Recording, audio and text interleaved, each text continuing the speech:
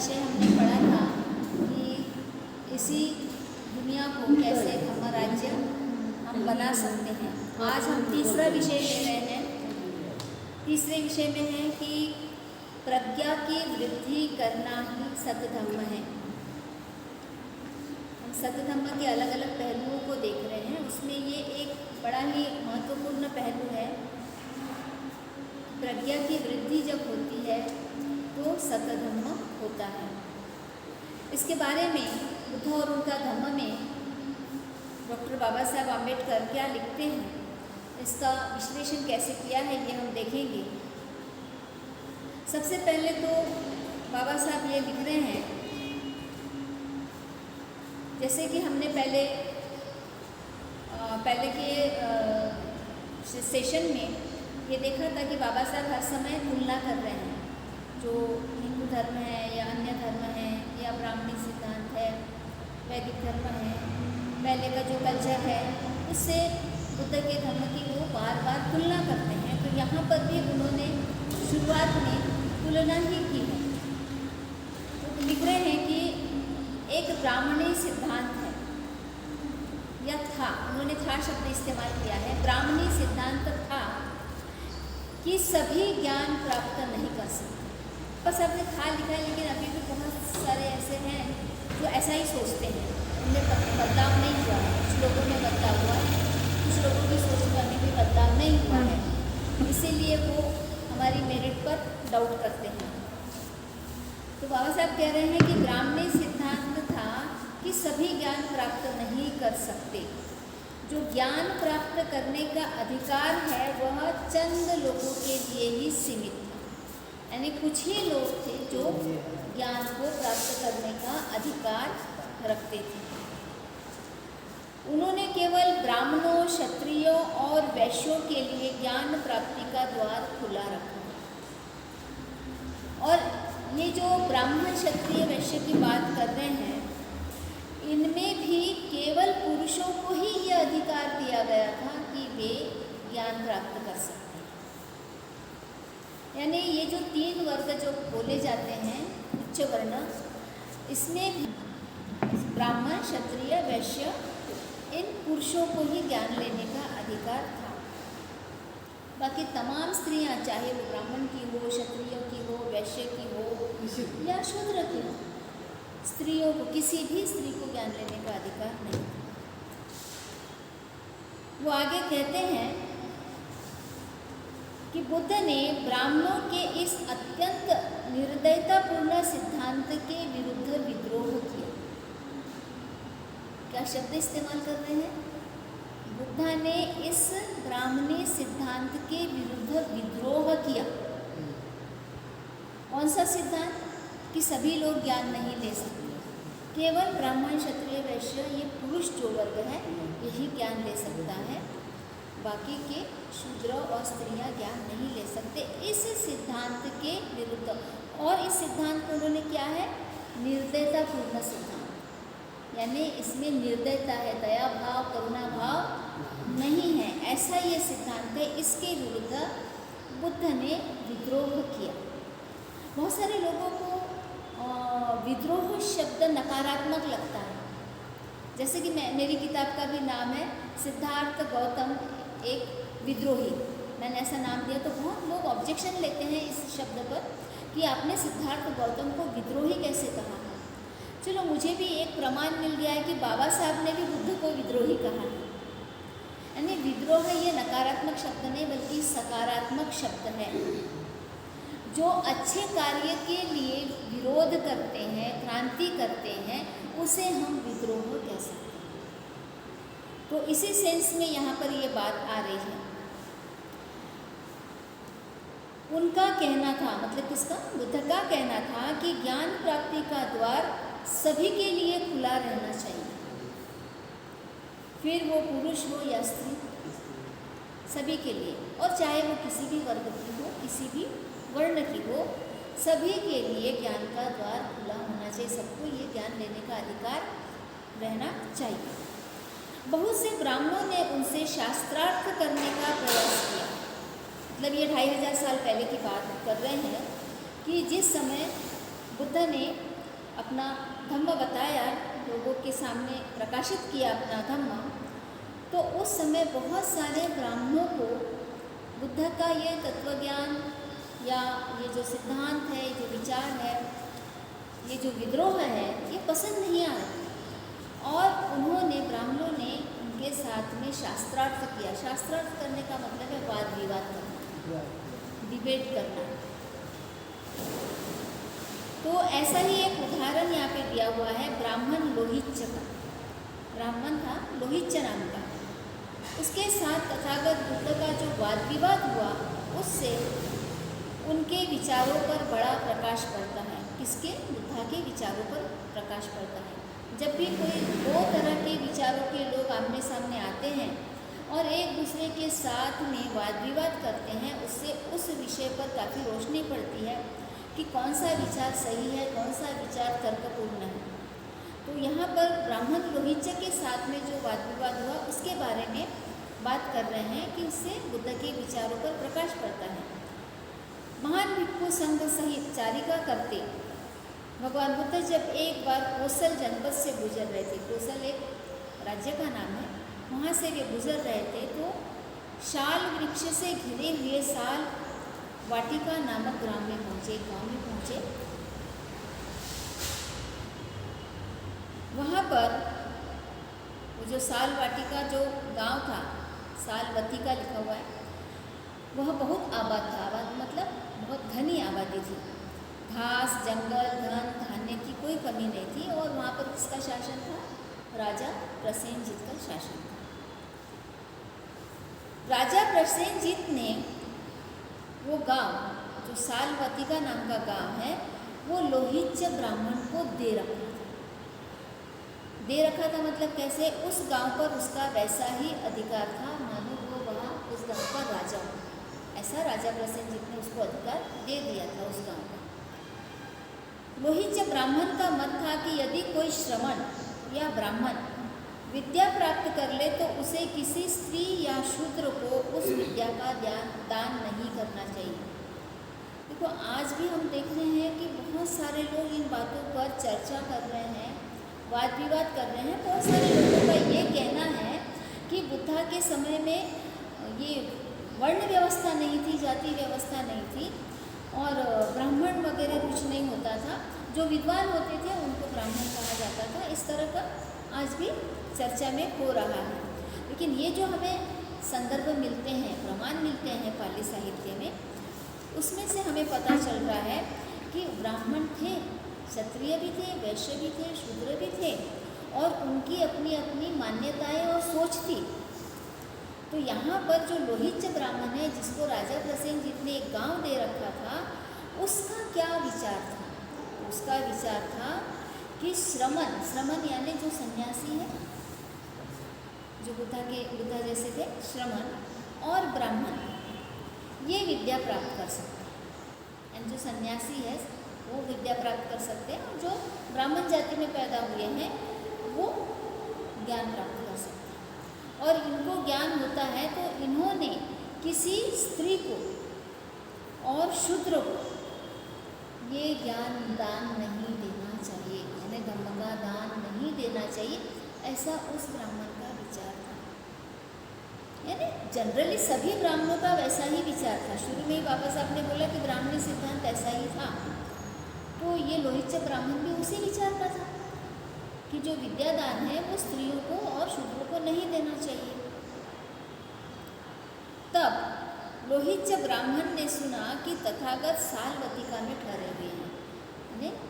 ये तो हमको लोहिच्य ब्राह्मण के विचार पता चले। और एक दिन जब बुद्ध वहाँ पहुँचे उस गांव में, भेसिक नामक नाई को बुलाया और कहा कि जाओ श्रमण गौतम जहाँ ठहरे हैं वहाँ जाकर उनको लोहिच्य ब्राह्मण की ओर से निमंत्रण दो। लोहिच्य ब्राह्मण खुद नहीं गया, इसको भेजा, एक नाई को भेजा और कहा कि बोलो कि लोहिच्य ब्राह्मण ने उनको निमंत्रण दिया।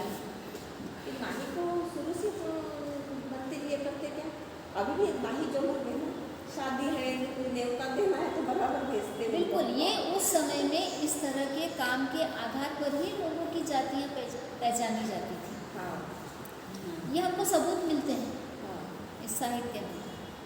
तो नाई जब बुद्धा से मिला, लोहित ब्राह्मण कथन स्वीकार कर भेसिक नाई ने वही किया जो उसे करने के लिए कहा गया था और तथागत बुद्ध ने उसका निमंत्रण स्वीकार किया। दूसरे दिन प्रातःकाल चीवर धारण कर पात्र चीवर ले भिक्षु संघ सहित तथागत सालवतिका में पधारे, मतलब जहाँ लोहित ब्राह्मण ने बुलाया था। लोहित ब्राह्मण ने भेसिक नाई को ही तथागत को लाने के लिए भेजा था। वह कदम ब कदम तथागत के पीछे पीछे चल रहा था, मतलब लेने के लिए भेजा तो तथागत आगे आगे और ये नाई जो है जो लेने के लिए गया था ये उनके पीछे पीछे चल रहा था। तो रास्ते में इनकी बातचीत होती है। रास्ते में उसने तथागत को बताया कि लोहित ब्राह्मण की यह मिथ्या दृष्टि है कि किसी स्त्री या शूद्र को विद्या नहीं देनी चाहिए। कौन बता रहा है? नाई। क्योंकि नाई किस में आते हैं? वो भी शूद्रों में आते हैं। इसको वो बात सही नहीं लगती थी, इसलिए उसके मन में ये भाव आया कि मैं तथागत को बताऊं कि ये लोहित ब्राह्मण के विचार कैसे हैं। तो वो ऐसे ऐसे विचार है कि वो समझता है कि जो विद्या है वो शूद्रों और स्त्रियों को नहीं देनी चाहिए। तथागत ने ये सुना, फिर क्या कहते वो? भेसिक, नाई का नाम था भेसिक। ऐसा हो सकता है, भेसिक ऐसा हो सकता है, यानी वो उसकी बात पर विश्वास कर रहा है कि तुम जैसा बता रहे हो ये बात सच हो सकती है कि जो लोहित ब्राह्मण है वो इस तरह के विचार रखता होगा। भगवान बुद्ध लोहित ब्राह्मण के निवास पर पहुँचे और फिर लोहित ब्राह्मण ने उनका स्वागत किया, उनको भोजन वगैरह खिलाया। कुसंग भी सारा साथ में था। भोजन कर चुकने के बाद लोहित ब्राह्मण एक नीचा आसन लेकर तथागत के लोहित ब्राह्मण से तथागत ने पूछा। क्या पूछा? वही जो रास्ते में उन्होंने सुना था नाई से। वो पूछते हैं, क्या यह सत्य है जैसा लोग कहते हैं कि तुम्हारा भी मत है कि स्त्रियों तथा शूद्रों को विद्या नहीं देनी चाहिए या उन्होंने विद्या नहीं पढ़नी चाहिए? ये जो लोग ऐसा तुम्हारे बारे में बता रहे हैं, क्या तुम ऐसा ही विचार रखते हो? तथागत ने लोहित से पूछा। तो लोहित ने कहा, हाँ गौतम, ऐसा ही है। जो लोग बता रहे हैं वो सच है। मैं ऐसा ही मानता हूँ कि शूद्रों और स्त्रियों को विद्या नहीं देनी चाहिए। अब तथागत क्या कहते हैं? अच्छा लोहित, अब तुम क्या सोचते हो? आगे की बात करें। क्या तुम सालवतिका के मालिक नहीं हो? तो वो कहता है, हाँ सच है, मैं इसका मालिक नहीं हूँ। ये जो सालवतिका क्या है? गांव का नाम है जो राजा प्रसेनजीत ने इसे दिया है ना? तो तथागत पूछ रहे हैं कि क्या तुम इस गांव के मालिक नहीं हो? तो बोलता, सच है, मैं इस गांव का मालिक नहीं हूँ। फिर वो कहते हैं, लोहित, अब उदाहरण के लिए समझो कि एक आदमी कहे कि लोहित ब्राह्मण का सालवतिका पर अधिकार है, उसे ही सालवतिका से प्राप्त तमाम कर और सालवतिका की समस्त उपज का आनंद लेना चाहिए। यानी सालवतिका जो गांव है वहाँ से गांव वाले जो टैक्स जमा करते हैं, है ना, टैक्स जमा करते हैं ना सब लोग, उस गांव पर, उस टैक्स पर और उस गांव में जितनी भी उपज होती है, खेती होती है, धन धान्य जो भी उपज होती है, इसका लोहित ब्राह्मण ने आनंद लेना चाहिए। उसने उस पर पूरा अधिकार करना चाहिए। ऐसा अगर किसी आदमी ने कहा, किसी दूसरे के लिए कुछ नहीं छोड़ना चाहिए। यानी तुम्हें ये गांव दिया गया है तो तुम्हारा ही इस पर अधिकार है, किसी और को कुछ नहीं देना है। तो इस प्रकार की बात कहने वाला आदमी क्या उन लोगों के लिए खतरनाक नहीं होगा जो तुम पर निर्भर करते हैं? मतलब बहुत सारे जो लोग हैं वो लोहित ब्राह्मण पर यदि निर्भर करते हैं, हम निर्भर करते हैं ना बहुत सारे लोगों पर, जैसे हमारे यहाँ नगर सेवक होते हैं, है ना, तालुका अधिकारी होते हैं, इनको कुछ अधिकार मिलते हैं और हम लोग उन पर डिपेंड होते हैं अधिकारियों पर। तो हमारी कुछ ज़रूरतें होती है, वो हमारी ज़रूरतें पूरी करते हैं, हम उनको हमको टैक्स पे करते हैं, वो हमारी ज़रूरतें पूरी करते हैं। तो इस लोहित ब्राह्मण पर भी गांव के कुछ लोग तो निर्भर होंगे ही। तो वो कहते हैं कि अगर कोई ये कहे कि इसका सारा उपभोग तुमने अकेले ने करना चाहिए, तो जो तुम पर निर्भर है, क्या ये बात उनके लिए गलत नहीं होगी? खतरनाक शब्द इस्तेमाल किया गया। खतरनाक नहीं होगी मतलब नुकसानदायक। केवल सही गलत की बात नहीं हो रही है, खतरनाक की बात हो रही है। खतरनाक कब होता है? जब किसी को उससे नुकसान पहुंचता है। तो ये बोल रहे कि तुम पर जो लोग निर्भर है, क्या उनके लिए ये बात खतरनाक होगी? तो वो कहता है हाँ, उनके लिए तो खतरनाक होगी। यदि मैं अकेला ही सारी चीज़ों का उपभोग करूं, किसी को कुछ भी नहीं दूं, किसी के लिए कुछ भी नहीं छोड़ूं, तो उनके लिए तो ये बात खतरनाक होगी, नुकसानदायक होगी। तो क्या ऐसा खतरनाक आदमी जो भी कह रहा है, ये सिद्धांत दे रहा है, क्या ये उनका हितचिंतक समझा जाएगा? जो व्यक्ति ऐसा बोल रहा है कि ये सारा तुम ही रखो, किसी और को कुछ मत दो, तो ये आदमी क्या सब लोगों का हितचिंतक है? सबके कल्याण की सोचने वाला होगा? नहीं। जो सबके कल्याण की नहीं सोचता है, ऐसा ही आदमी ये बात कर सकता है कि भाई ये सारा तुम रखो, किसी को इसमें से कुछ मत दो। देखो, यही बात ब्राह्मणी सिद्धांत में आ रही है कि जो ज्ञान है, जो विद्या है, ये सिर्फ अपने तक सीमित रखो, किसी को मत दो। बुद्ध उसको कैसे उदाहरण से समझा रहे हैं कि उसके ऊपर बहुत सारे लोग निर्भर हैं, उस विद्या पर बहुत सारे निर्भर हैं। जैसे उपज होती है तो उपज पर बहुत सारे लोग निर्भर हैं। उपज होती है तो लोहित अकेला ही लेगा तो प्रजा क्या खाएगी? प्रजा भी तो उस उपज पर निर्भर है, उस गांव में जो भी होता है। वैसे ही जो ज्ञान है उस पर भी तो सारे लोग निर्भर हैं। अगर कोई ज्ञान को अपने तक ही सीमित रखना चाहता है, लोगों में बांटना नहीं चाहता, दूसरों को देना नहीं चाहता है, जैसे शूद्रों और स्त्रियों को नहीं देना चाहते हैं, तो ये तो खतरनाक हो गया, बाकी लोगों के लिए ये नुकसानदायक है। इस तरह से बुद्ध उसको समझाते हैं। इसका मतलब क्या निकाल रहे हैं कि जो ऐसी बात करता है वो खतरनाक आदमी है। मतलब जो ब्राह्मणी सिद्धांत में बात की है, ब्राह्मणों ने बात की है, वो दूसरों के लिए बड़ा खतरनाक है, खासकर शूद्रों और स्त्रियों के लिए खतरनाक है। वो उनका हित नहीं चाहता, इसलिए ऐसा कहता है। बात समझ में आ रही है? लोहित से बोला सही, ऐसा आदमी किसी का हित चिंतक नहीं हो सकता।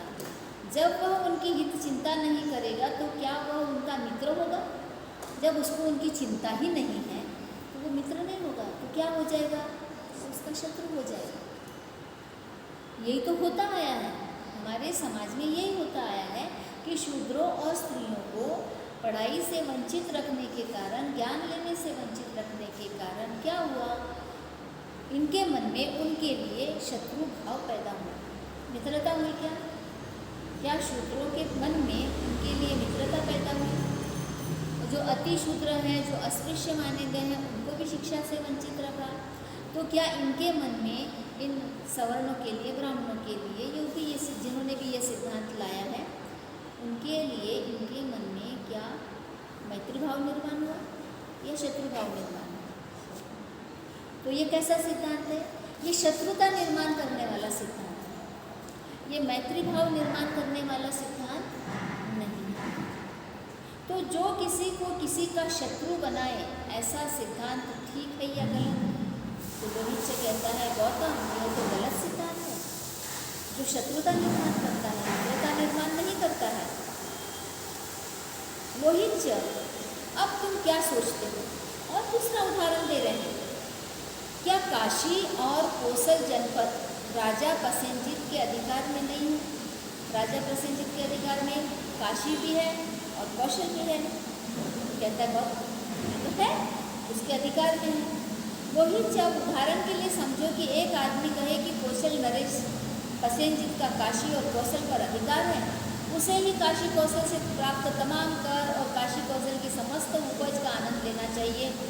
दूसरे प्रजा के लिए कुछ भी नहीं छोड़ना चाहिए, किसी को कुछ नहीं देना चाहिए। तो अगर ऐसे कोई उसे सलाह देता है राजा को तो वो आदमी कैसा है? इसकी बात भी खतरनाक है, तो आदमी भी खतरनाक है। क्योंकि इससे क्या होगा, जो प्रजा है उसके मन में विद्रोह का भाव पैदा होगा, क्योंकि उनको कुछ भी नहीं मिल रहा है। तो वो राजा को पसंद करेंगे क्या? नहीं, उसे अपना शत्रु मानेंगे।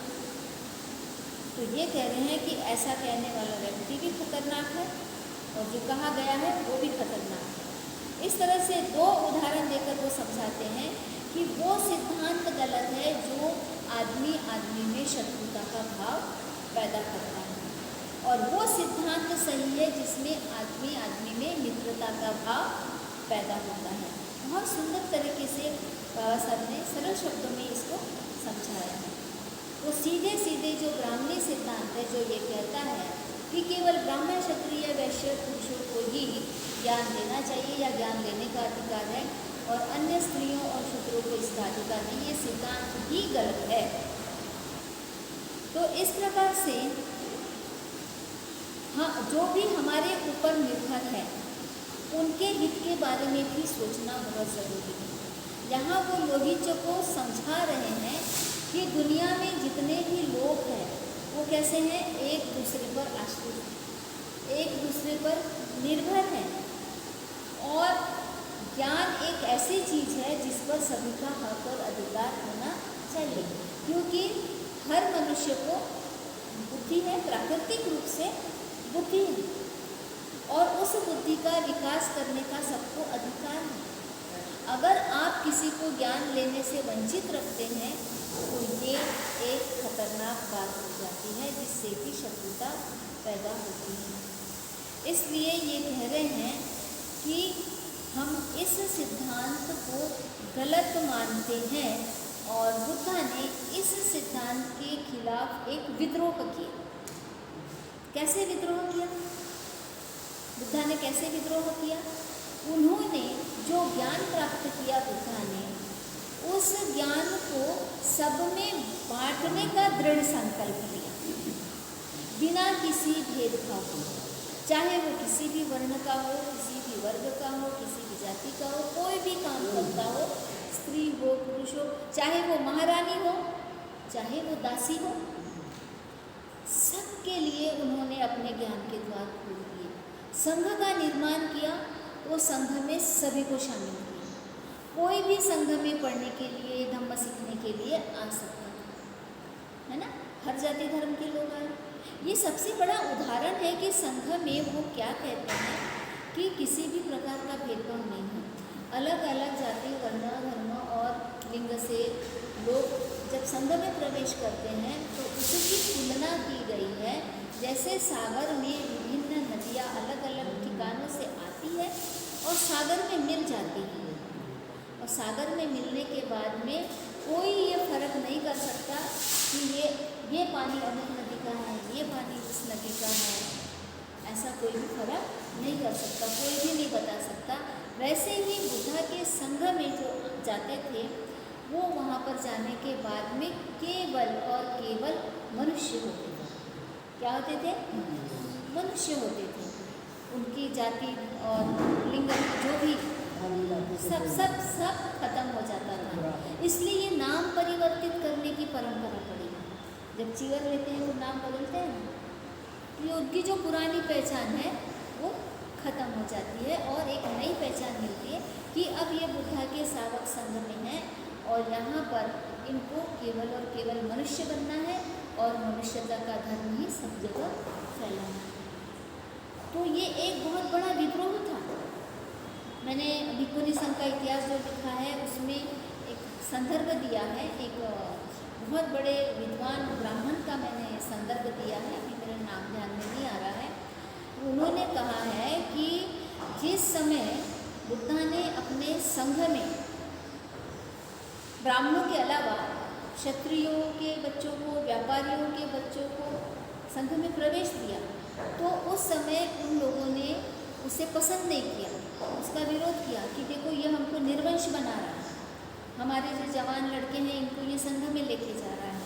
तो विरोध हुआ, बुद्धा ने उसकी परवाह नहीं की, बोले कुछ दिन के बाद में सब शांत हो जाएगा, कुछ दिन तक बोलेंगे फिर शांत हो जाएगा। उसके बाद में उन्होंने शूद्रों को भी संघ में प्रवेश दिया। उस समय बहुत बवाल हुआ, क्योंकि बुद्धा तो ये क्षत्रिय वंश से थे, इसलिए बुद्ध की बात तो बहुत लोग सुनते थे।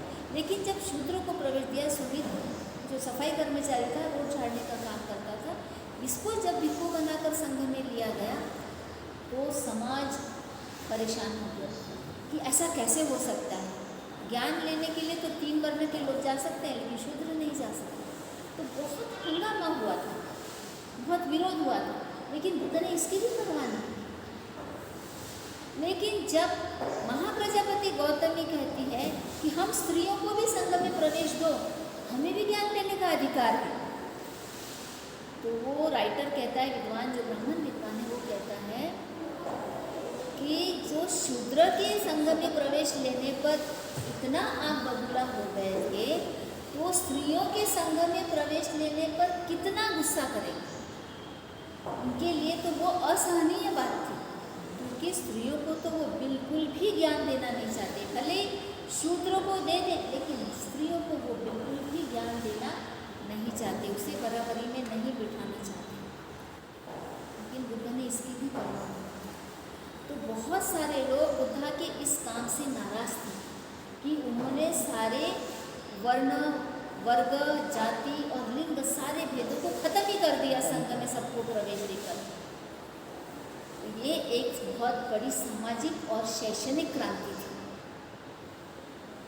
ये पहले जो चली आ रही परंपरा थी उसको पूरी तरह से तोड़ डाला और वो सबके टारगेट में आ गया। इसीलिए हमारे साथ में यदि कोई आलोचना होती है तो ये बहुत बड़ी बात नहीं है। आलोचना अच्छे अच्छे लोगों की हुई है, बुद्ध की भी बहुत आलोचना हुई है, क्योंकि उन्होंने समाज के रीति रिवाजों को, दायरे को तोड़ दिया, समाज की व्यवस्था को तोड़ दिया और एक बहुत बड़ा परिवर्तन लाया, जिसमें स्वतंत्रता, समानता और बंधुभाव को स्थापित किया, जो कि ब्राह्मणी विचारधारा, ब्राह्मणी संकल्पनाओं को मंजूर नहीं था। इसीलिए बाबा साहब कह रहे हैं कि बुद्ध ने उस समय की ब्राह्मणी व्यवस्था के खिलाफ में एक बहुत बड़ा विद्रोह किया था। तो इसी सकारात्मक रूप में हमें लेना है विद्रोह शब्द, ये क्रांतिकारी परिवर्तन होता है। तो यहाँ पर ये कह रहे हैं कि इस चीज को समझने के लिए प्रज्ञा की बड़ी आवश्यकता है। प्रज्ञा किस चीज़ की? प्रज्ञा किसको बोलेंगे हम? कि हमें सही और गलत पहचान में नहीं आ रहा है कि हमारे किस सिद्धांत से, हमारे किस विचार से मनुष्य में शत्रुता का भाव पैदा हो रहा है और किस विचार से मनुष्य में मित्रता का भाव पैदा हो रहा है। यदि ये हमें समझ में नहीं आता है तो हमारे भीतर प्रज्ञा का अभाव है। हमारा जो चीज़ों को समझने का जो नज़रिया है, दृष्टिकोण है, वो गलत है, मिथ्या है। ब्राह्मणी विचारधारा का जो ये विचार है कि शूद्रों स्त्रियों को शिक्षा नहीं देनी चाहिए, ये एक मिथ्या दृष्टिकोण है, ये साबित हुआ। तो सही दृष्टिकोण बुद्ध ने दिया कि जो भी इस दुनिया में हैं, जितने भी मनुष्य हैं, चाहे वो कोई भी हो, किसी भी लिंग के हो, उन्हें शिक्षा देना ये बहुत ज़रूरी है, जिससे कि एक दूसरे के प्रति हमारे मन में शत्रुता के बदले मित्रता का भाव पैदा हो। हमसे अगर हमारी कोई चीज़ छीनता है तो मित्रता नहीं होती है ना, छीनता है ना। तो शिक्षा ये हमारा एक प्राकृतिक अधिकार है। ज्ञान लेना ये हमारा कैसा अधिकार है? प्राकृतिक अधिकार है। प्राकृतिक अधिकार को ही संविधान में संवैधानिक अधिकार कहा गया है, मूलभूत अधिकार कहा गया है। जो प्राकृतिक अधिकार है, अन्न, वस्त्र, निवारा, जो हमारा मूलभूत अधिकार है, इसके साथ साथ ज्ञान लेना भी हमारा मूलभूत अधिकार है। अगर कोई हमें इससे वंचित करता है तो वो दृष्टिकोण गलत है, मिथ्या है। उससे क्या हो रहा है कि हमारे देश में अराजकता फैलेगी, शत्रुभाव निर्माण होगा तो अराजकता फैलेगी। क्या होगा? लड़ाई झगड़े, मारपीट, हिंसा होगी और ये सारा होते रहा है। इसलिए बाबा साहब ने क्या कहा है कि भारत का प्राचीन समय से यही इतिहास रहा है, ये दो विचारधाराओं के बीच में ही संघर्ष है। एक ब्राह्मणी विचारधारा जो विषमता पर आधारित है और दूसरी बुद्ध की विचारधारा जो समानता पर आधारित है। दोनों में ज़बरदस्त टकराव, और ये साथ साथ भी चल रहे हैं, क्रांति प्रतिक्रांति साथ साथ चल रही है। इतनी शत्रुता निर्माण होने के बाद में दो वर्गों के बीच में सभी के आपस में जाति के कारण ऊंच नीच भेदभाव और वर्ग संघर्ष जो हो रहा है, जाति संघर्ष जो हो रहा है, इससे हमारा देश पतन की ओर जा रहा है। सही तरीके से तरक्की नहीं हो रही है, विकास नहीं हो रही है। जिस देश में ये व्यवस्था नहीं है वो देश देखो बहुत आगे बढ़ता है। लेकिन हमारे देश में इतना नुकसान होने के बाद में भी सत्ता में बने रहने के लिए ये विषमतावादी व्यवस्था को और पाला पोसा जा रहा है कि लड़ाइयाँ होती है तो हो, आदमी मरते हैं तो मरे, शत्रुता पैदा होती है तो हो, लेकिन वो अपने सत्ता के लालच में इन चीज़ों को बदलना नहीं चाहते। अब जब वो बुद्ध की विचारधारा को नहीं बदल सके तो उन्होंने क्या कर दिया, बुद्ध को विष्णु का अवतार घोषित कर दिया और बुद्ध के सिद्धांतों में हिंदू माइथोलॉजी मिक्स कर दी, उनके विचारों को मिक्स करके अब उसे उनके तरीके से प्रस्तुत करना शुरू कर दिया। तो फिर हम लोग मिथ्या धारणा मिला रहे हैं। ये जो मिलावट हुई है ये हमारे समझ में नहीं आ रही है, और अभी भी हम उनके दिखाए हुए रास्ते के अनुसार चल रहे हैं। और बाबा साहब हमें सही रास्ता दिखा रहे हैं कि उनका जो सिद्धांत है वो कितना गलत है, वो कितना खतरनाक है। ये ऐसा सिद्धांत है जो भाई को भाई से लड़ा दे, पिता को पुत्र से लड़ा दे, बहन को बहन से लड़ा दे, माँ को बेटे से लड़ा दे। ये ऐसा खतरनाक सिद्धांत, पड़ोसी को पड़ोसी से लड़ा दे, ये ऐसा सिद्धांत। तो इस सिद्धांत का बुद्ध ने 2500 साल पहले खंडन करके अपनी एक नई अच्छी विचारधारा स्थापित की, जिससे कि आम लोगों में मित्रता का भाव बढ़े। तो ये प्रज्ञा से ही आ सकता है। यदि हमारे भीतर प्रज्ञा ना हो तो ये सतधम्मों का कार्य नहीं हो सकता, क्योंकि आपस में लोगों के बीच में मैत्री स्थापित करना सतधम्म है ना। लेकिन ये कब हो सकता है, जब हमने सही गलत को पहचाना, हमारी सम्यक दृष्टि हो, चीज़ों को देखने का हमारा नज़रिया सही हो, हमें समझ में आएगी ये चीज़ हमें नुकसान पहुंचा रही है या हमें फ़ायदा पहुंचा रही है। क्या हम अकेले जी सकते हैं? हम अकेले नहीं जी सकते, हमें समाज में जीना पड़ता है, एक दूसरे के साथ जीना पड़ता है।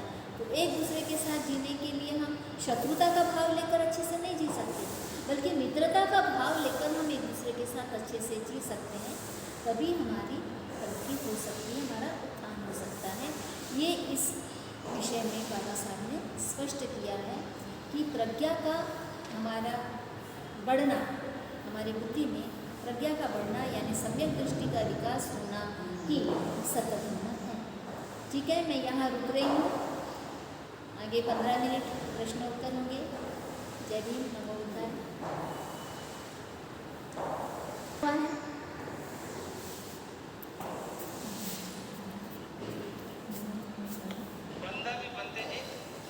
आपकी दल निष्ठा अच्छी रही जी, धन्यवाद, हमको अच्छा लगा। Thank you. आज तिनका का कोई सवाल नहीं है?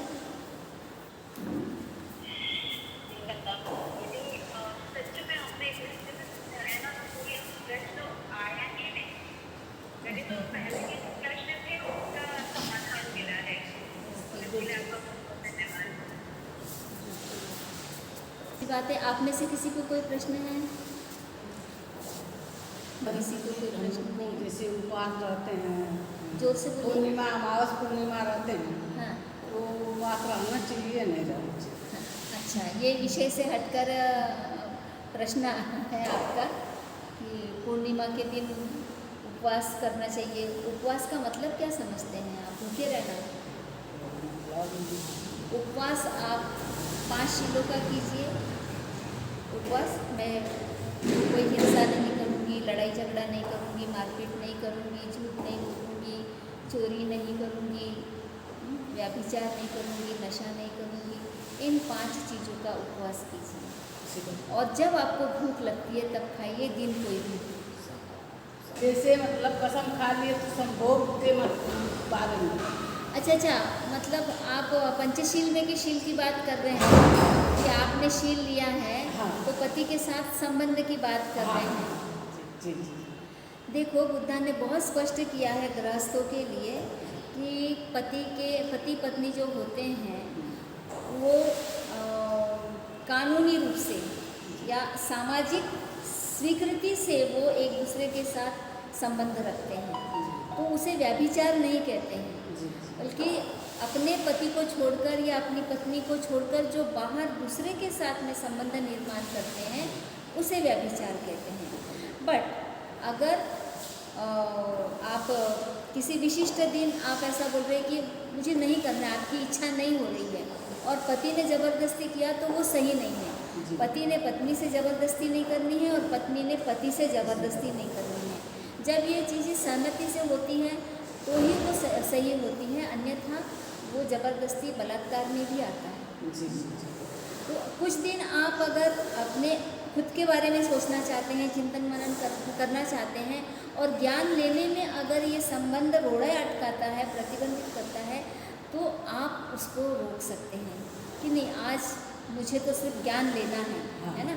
ब्रह्मचर्य का जो होता है, व्रत लेते हैं, तो उसका मतलब ही है कि हम ज्ञान लेने के लिए चल रहे हैं और जो जो चीज़ें ज्ञान लेने में बाधा निर्माण करती है उन बाधाओं को हम छोड़ते हैं, उन बाधाओं को दूर करते हैं। तो अगर ये संबंध ज्ञान लेने में बाधा उत्पन्न कर रहा है तो आपको वो संबंध छोड़ने में कोई हर्ज नहीं है, ठीक है।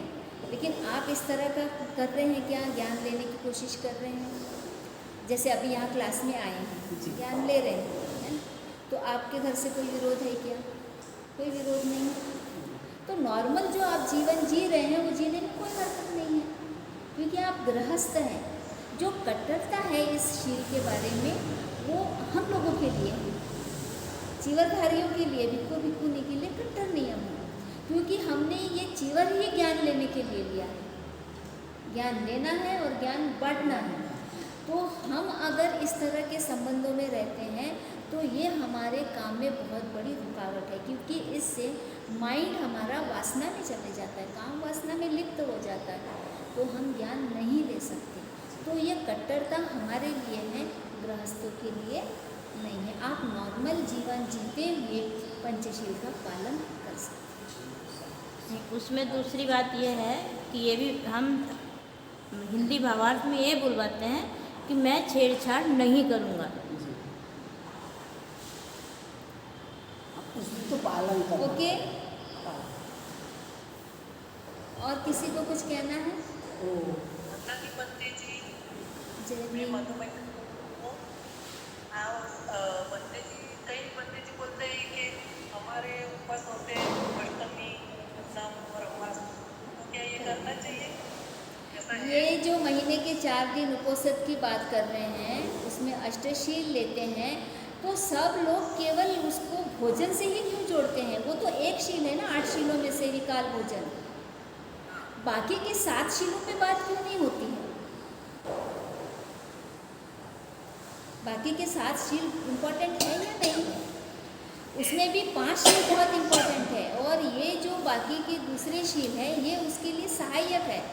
यदि आप सौंदर्य प्रसाधन करते हैं, आभूषण पहनते हैं, आलीशान बेड पर सोते हैं या बहुत आलीशान कुर्सी पे बैठते हैं या असमय भोजन करते हैं, तो ये जो शील टूटते हैं तो इससे क्या होता है कि आपका मन जो है वो विकारों से भर जाता है, वासनाओं से भर जाता है, जिसके कारण आप शील का जो 5 शील है उसका पालन सही से नहीं कर पाते हैं।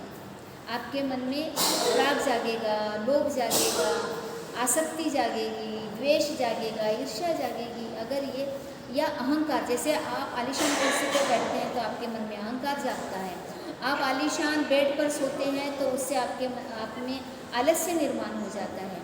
यदि आप बहुत आभूषण या सौंदर्य प्रसाधन का इस्तेमाल करते हैं, सेंट वेंट लगाते हैं, तो आपका भी ध्यान उसकी तरफ भटकता है और दूसरे देखने वालों का भी ध्यान भटकता है।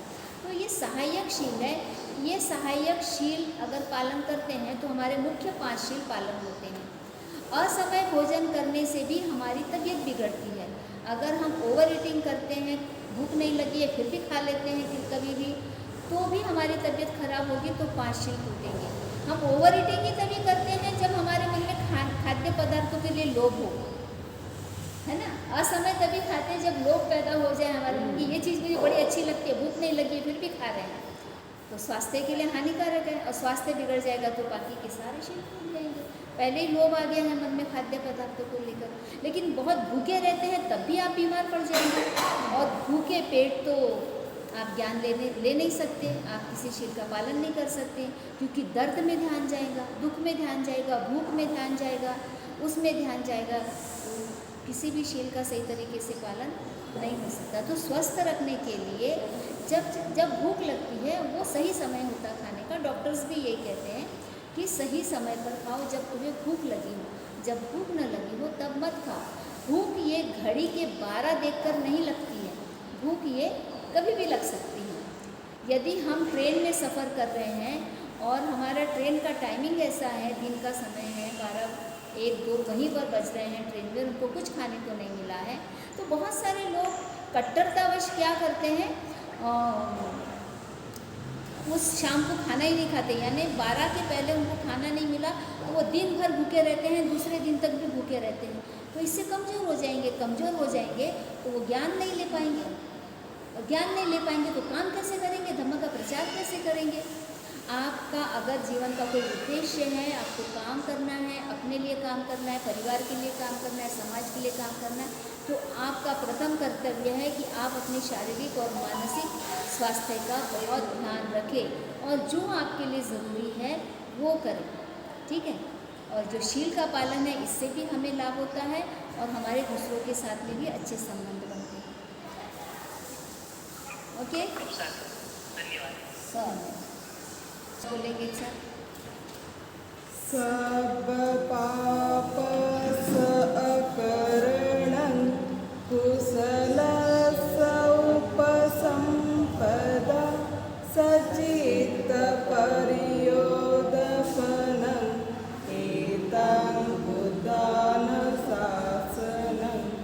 धम्मं चरे सुचरितं नतं दुश्चरितं चरे धम्मचारी सुखं सेति अस्मि लोके परमि च न तावता धम्मधर यावता बहुभासति योऽस अपंपि सुतवान् धम्मं कायेन पश्यति सवे धम्मधर होति यो धम्मं न पमज्जति अत्ता हि अर्थनो नाथ को हि नाथो परोसिय अर्थनावसुदन्तेनि नाथं लभति दुर्लभं साधु साधु साधु।